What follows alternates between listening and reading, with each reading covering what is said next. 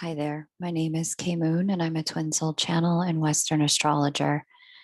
And this is a video about the new moon in Taurus occurring on May 11th, 2021, 2:59 p.m.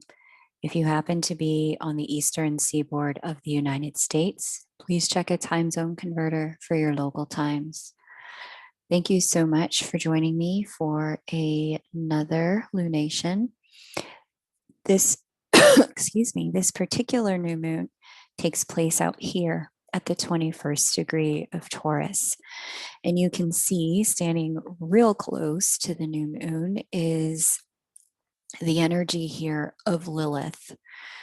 And so that really imbues this particular new moon with a very particular flavor and energy.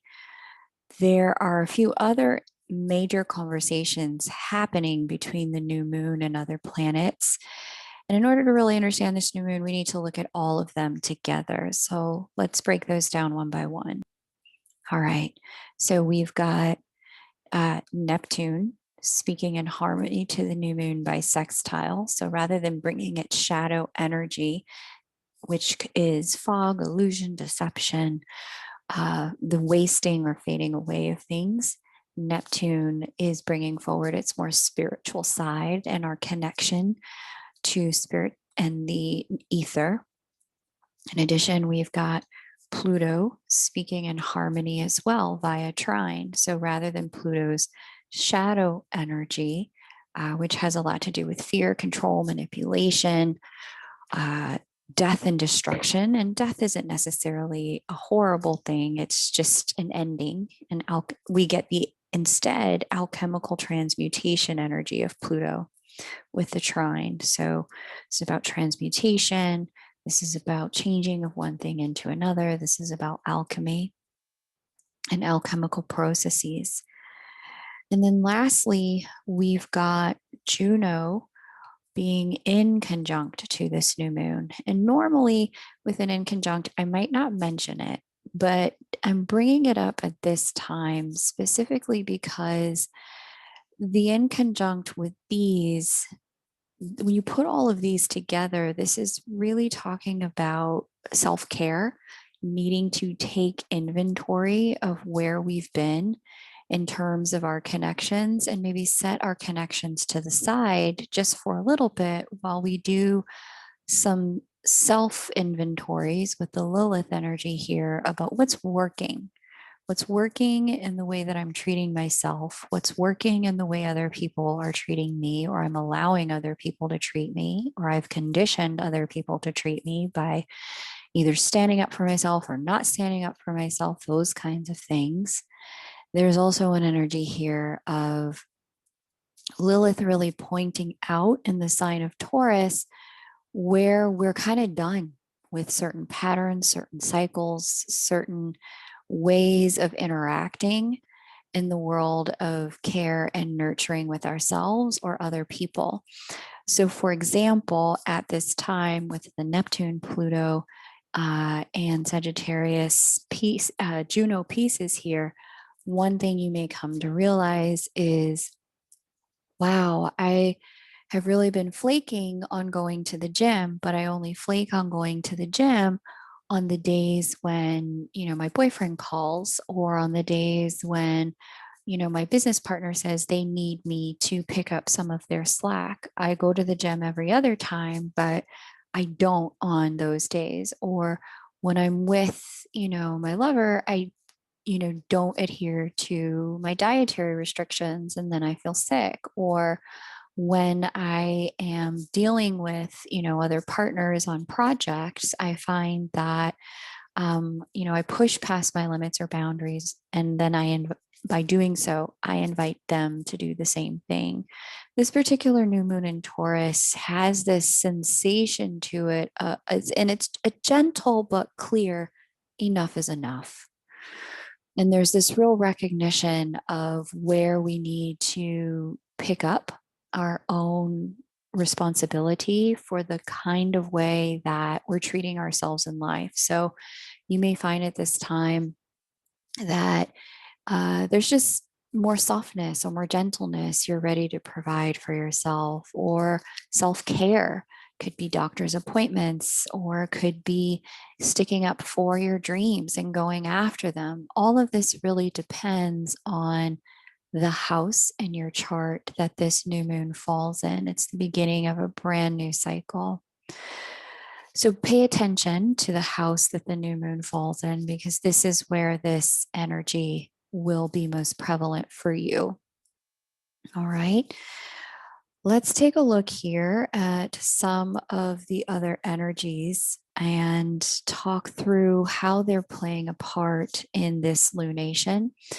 There's a few things that I see are really creating a bit of a buzz and a bit of a push toward new beginning energy. And I want to share those with you so that you know where and how to plot out those new beginnings in a moment. I'm going to share a quick commercial break before we get into the other energies. And if you're willing to watch it, great. I really appreciate it. It helps the channel grow, and it helps me continue to provide this content.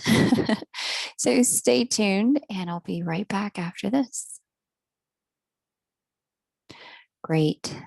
Thanks so much for joining me for that. So we have here Mercury conjunct the North Node at this lunation. And this is quite significant because I mentioned of the major planetary energies at our last lunation that Mars had popped out and was starting to, at the last new moon, the new moon in Aries, Mars was starting to generate a lot of momentum and internal push and groundswell for the opportunity to reconnect. Now Mercury has joined Mars on the opposite side of the North Node. Now, with two planets on the opposite side of the North Node and most planetary energies still being on one side of the North Node, we have a new energy.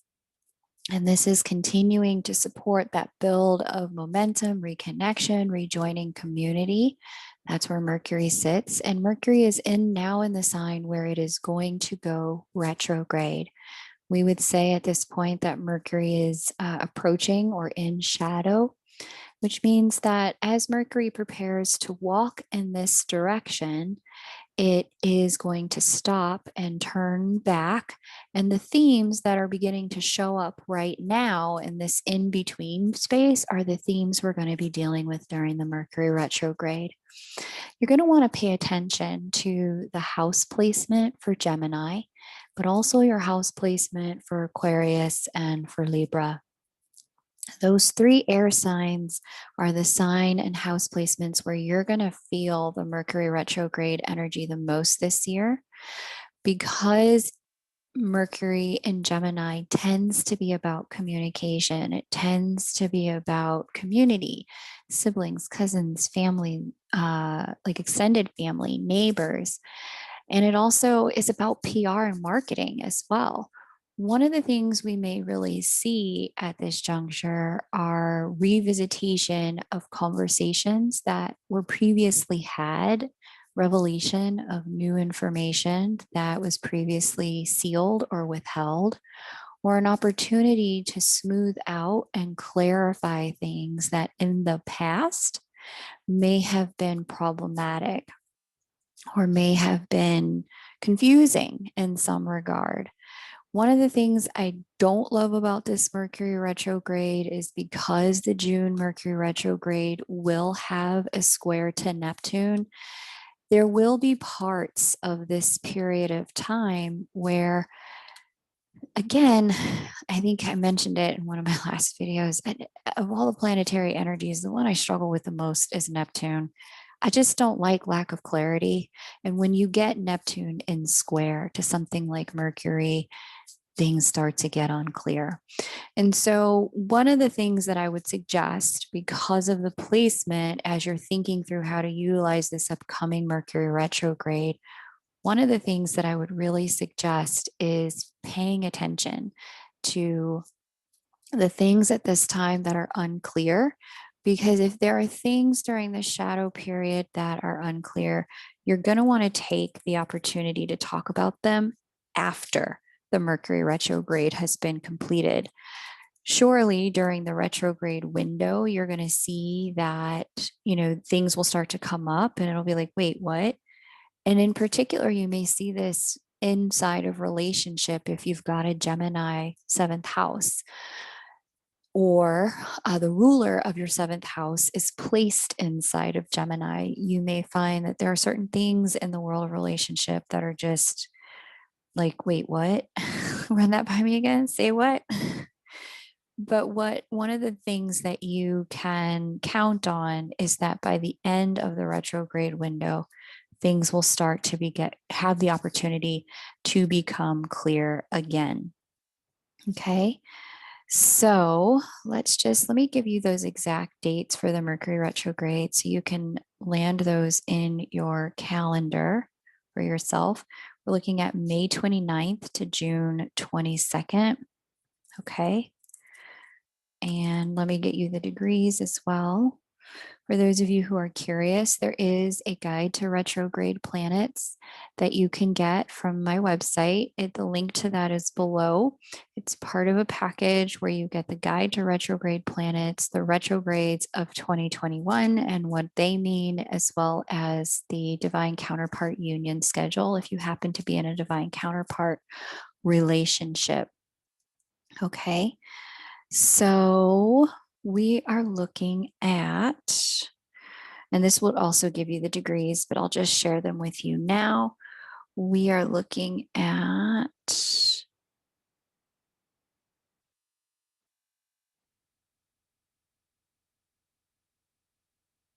okay, yeah, this would be 24 to 16 degrees Gemini. So we're not fully inside the shadow window, but we will be as we get into the next week. So next week, if you're listening to this in that second or third week of May, just be paying attention to some of the themes that come up and the house placement for Gemini for you, because that's where you'll find that some of the fogginess starts to occur. But remember that in the post shadow period, that's when things start to become clear. All right, so that's the Mercury piece. We're approaching the retrograde pretty soon here. Then, and I believe, yes, I just want to make sure I said it, May 30th to June 23rd are the dates. So that's that piece. Other energies taking place here that are important to remember or pay attention to is that because Mercury is having some interesting conversations with Chiron. So here's Chiron right there. Okay. And that is a sextile, but and it's also trine Saturn. So we have a trine to Saturn. There is a real desire to have conversation in the arena of healing certain things. And one of the things that I want to just mention as I put a period on this part of the lunation, because I feel like this is going to be really important for a lot of people. You may have people coming forward at this time to have conversations with you to try and heal certain things that have already occurred during the Mercury retrograde. Because of the way Juno is in conjunct to this Mercury retrograde, much of what you'll be hearing won't necessarily be because they want or need the relationship to move forward at this time, or it won't be because they are trying to rekindle at this time.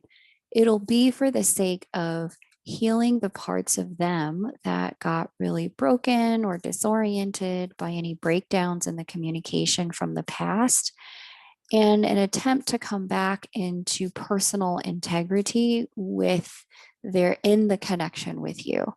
And so I want to make sure that I've said that, because I know a lot of people in divine counterpart relationships are watching this channel.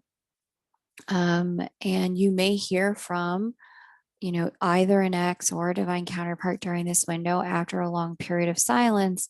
This is not the rekindle moment. That moment will come in the future. This is the moment for cleaning up a lot of past stuff and getting back into integrity with self, and maybe saying things that previously had been withheld, pushed down, saying unspoken words. And because of that, in the Neptune square, as we get inside of the retrograde zone, this is why it could potentially be confusing to some people. It could feel like, wait, are you trying to reconcile with me? What's going on?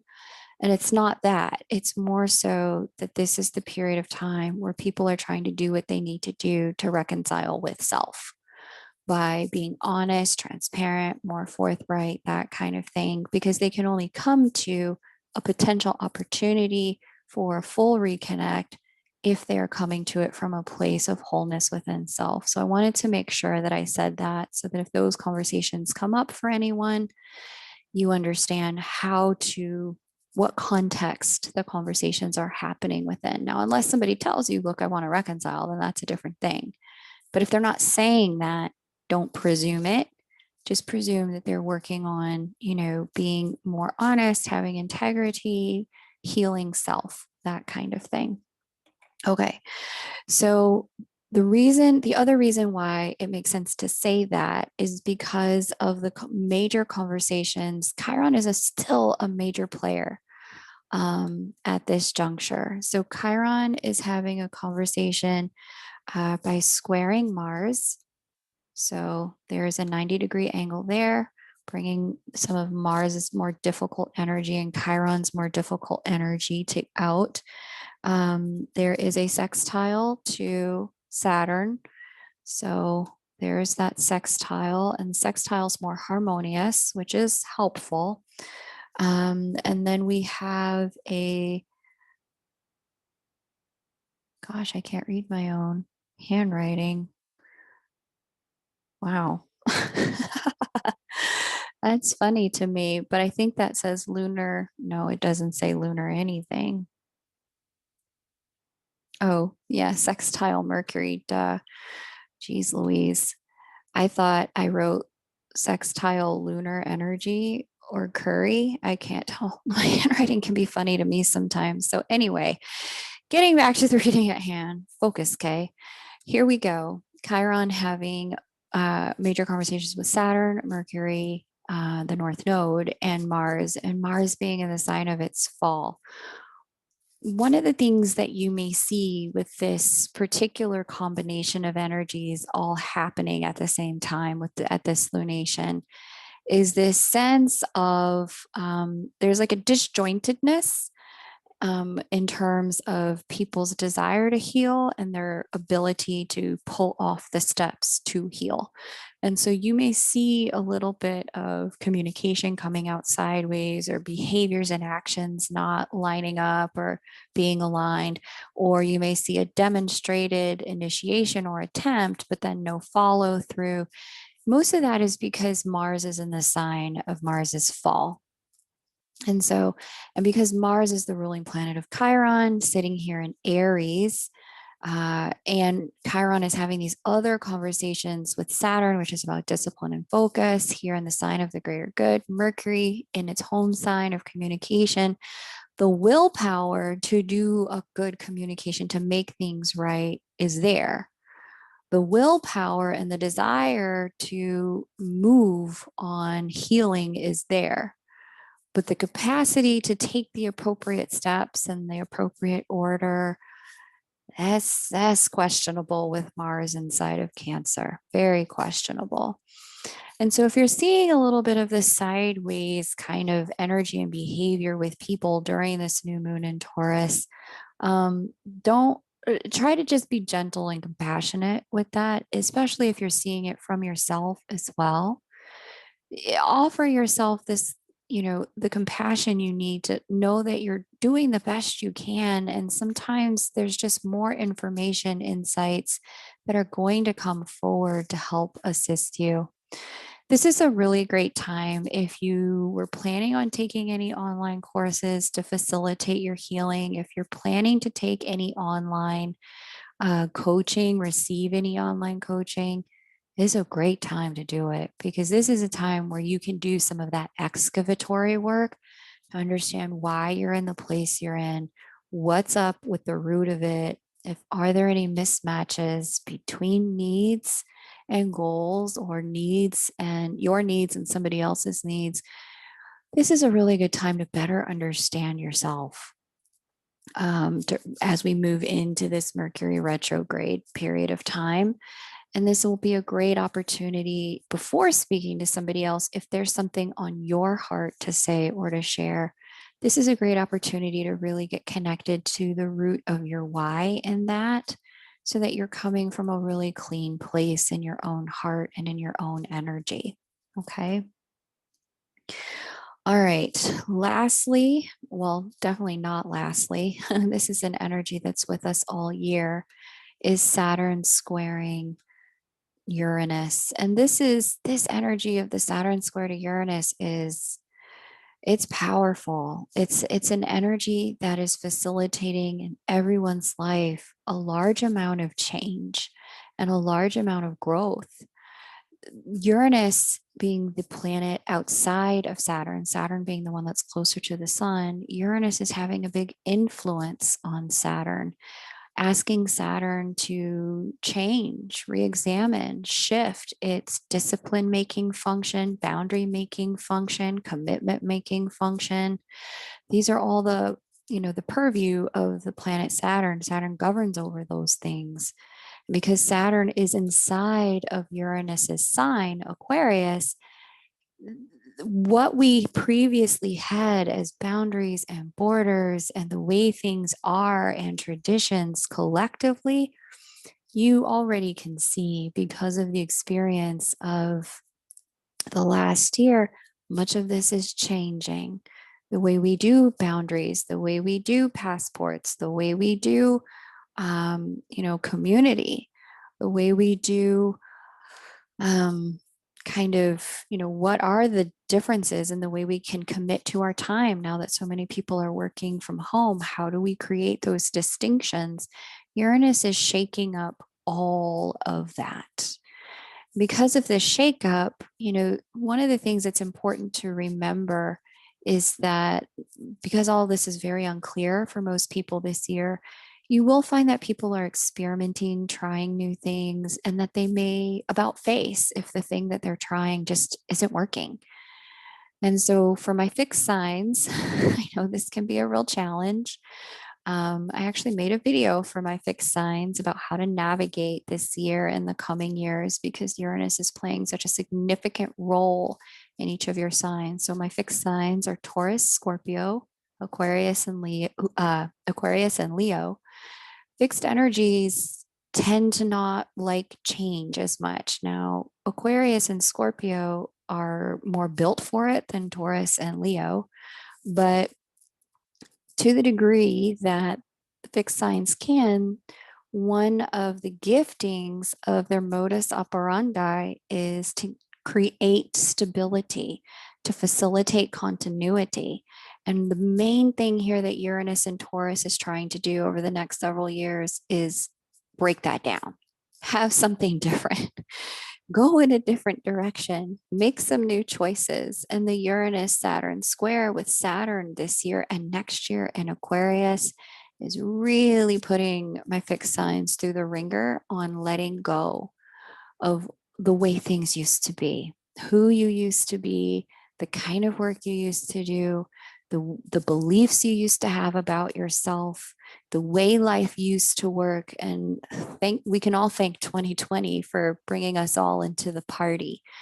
But the Uranus Saturn square with this lunation, the new moon in Taurus, this is asking everyone, but it's especially the fixed signs that are being asked to do a new thing, to consider yourself even more, to make sure, especially because the Lilith energy is about what you need, to make sure that you're getting what you need and that your life is set up to facilitate that kind of change and transformation, because we can only give to others and perform at our best from a full cup.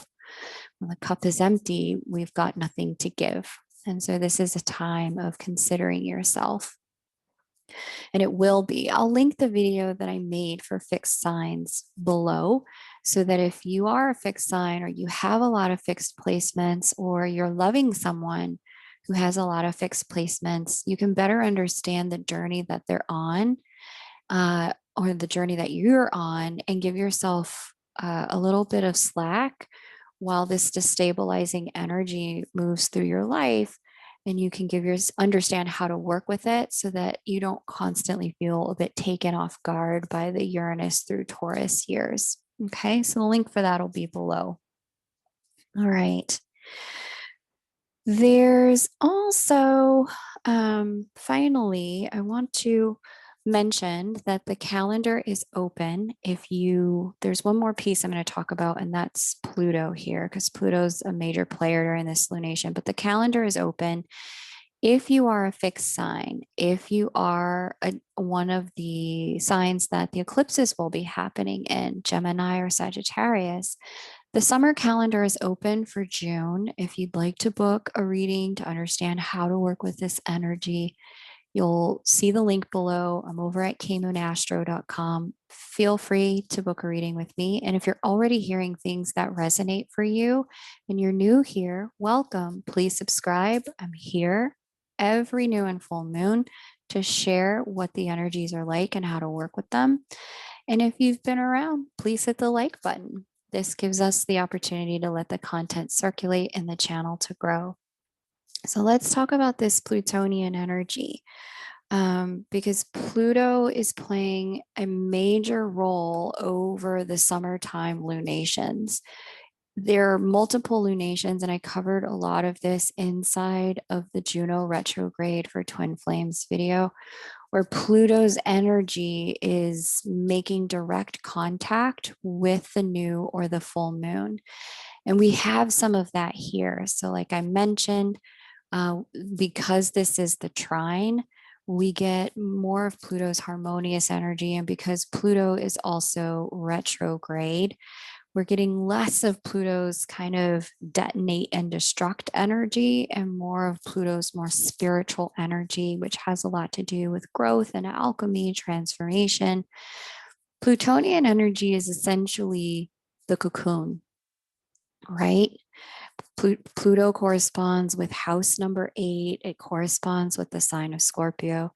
And because Pluto is the cocoon, it is that energy and that place of not being fully in this life and not being fully in the next life. It is neither the caterpillar nor is it the butterfly. It's literally the chrysalis in the cocoon that the caterpillar crawls into, becomes goop, because that's what happens when a caterpillar becomes a butterfly. It doesn't just crawl in there and sprout some wings, it crawls in there and self-destructs. It becomes lit. Like if you were to slice open a cocoon after the caterpillar's been in there for a certain amount of time, what you would see is something that looks a bit like snot. It looks like this kind of creamy material, which is the caterpillar having gone completely into nothing, no thingness. And this is what Pluto does. And so inside of that goop are cells. And what those cells are called in science are imaginal cells. And I want you to really hear that inside of that word, imaginal cells, is the word imagine. And so this period of time over this new moon in Taurus, from this new moon in Taurus forward, and literally, I would say probably from the last lunation forward, the full moon in Scorpio, there has been an energy of us being given permission to reimagine our lives post pandemic, reimagine ourselves. There was a self that we were before we experienced 2020. And there's a self that we are now going to become, because we can never go back to an existence where 2020 wasn't part of our consciousness. We can never go back to the ideas that didn't include a world where we wouldn't be able to hug or touch one another, or where we wouldn't be able to sit very close or be together or enjoy a crowd or like a rock concert in the ways that we used to. That idea is now indelibly in the consciousness of everyone on planet Earth. Okay. And so because of this, we are all being invited to rebirth and reimagine our new self. Workplaces will be fundamentally different. We know that. The ways in which we do banking is now changing. We've had the rise of cryptocurrency in the last several years and Pluto and Capricorn represents banking and institutions. There's shift in government. Capricorn is all about government and our institutions as well. The way government functions as a result of the fluctuations of 2020. All of this is shifting, and necessarily so are we. So, Taurus, new moon, speaking in harmony to Pluto, this is talking about a shift in the way that we take care of ourselves. Taurus is the sign of self-care. It's the sign of self-esteem and self-worth. And during 2020, some things that you may have recognized for yourself as, all of our bandwidth got really stretched, is just where your personal limits are in the material world for certain things. Capricorn and Taurus are material worlds, energies, they're earth signs. So because there was this recognition of where our limits are, and we've got this Saturn-Uranus square in everyone's life at this time, you may find that there's just new boundaries for the way you want to roll, the way you want to be with friends, the way you may deal with sex and intimacy, right? I read an article somewhere mid last year in a health magazine for men about a guy who used to have a lot more casual sex, but now the conversation and his, thoughts about it are very different. The conversations around safe sex are very different for him. Pluto also rules sex and sexuality, and that interchange of two energies becoming one. So, and Taurus here governs sensuality. And so, because of all of this, especially as the world is opening back up, the invitation on the table for all of us at this new moon in Taurus is to really be centered in ourselves around what we need and where we're at and how we want to take care of ourselves so that we don't fall back into the old patterns that were part of a world that no longer exists. Old patterns might have been people pleasing, might have been overextending self, might have been denying our needs, etc.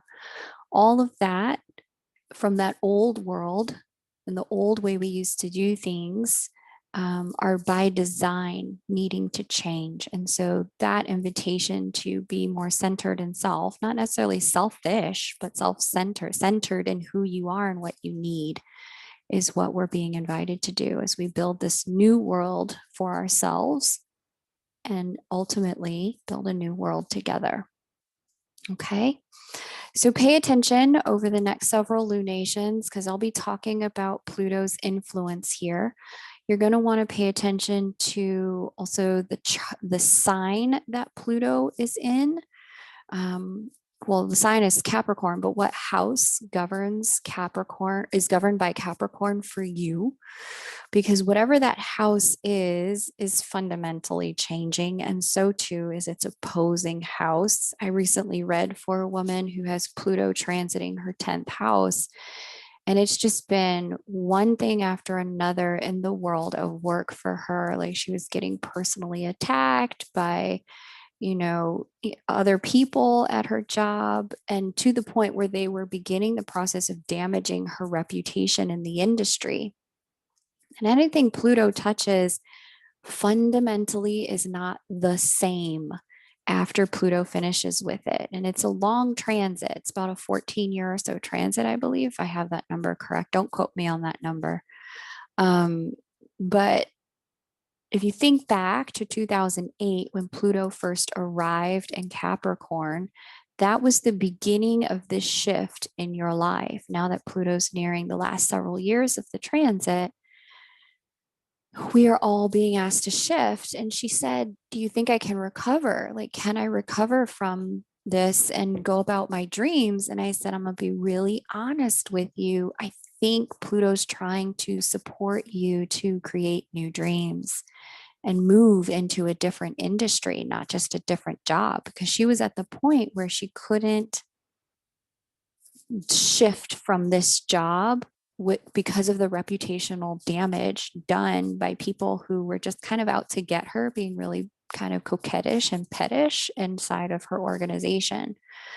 I said, that's just how I see it. I think you probably are being invited to move into a new industry altogether. Now, that's not going to be the case with everyone, but she had multiple years of back to back kind of sabotaging from external forces in her career world that were making it very difficult for her to continue. And I've seen that happen. People with a Pluto transit through the seventh house become a very different person in the first house. People with a Pluto transit through house 4 or a house, let me pick a different house, through house 11 end up having a very different types of friends than the friends that they had prior to the Pluto transit. People with Pluto transit through house 2 and 8 end up making money in a way that they didn't make before the transit started. Pluto ends things and then creates a resurrection in a completely new way. So from caterpillar to butterfly, completely different animal. So different animal, different species, different name, right? So consider that as we're looking at the next several lunations, because the invitation to change is really strong and very powerful over the summer months, especially with Uranus talking to Saturn the way it is and Pluto speaking to each of the following new and full moons the way it is. Be gentle, give yourself a lot of space. Don't expect other people to be the way they used to be. They're not. They're going to be different too. And just allow yourself to kind of go with the flow of exploring and creating this new world. Lastly, but not leastly, give yourself lots of permission to change your mind. It's okay to change your mind, to want a different thing, to make a new choice. If you've tried something and it doesn't really work, it's okay. You can switch gears, change directions. All right. Okay, beloveds, that's what I have for you. June calendar is open. If you want a book, I'm over at kmoonastro.com. If you're new, welcome. Please subscribe, and I will see you in the next video.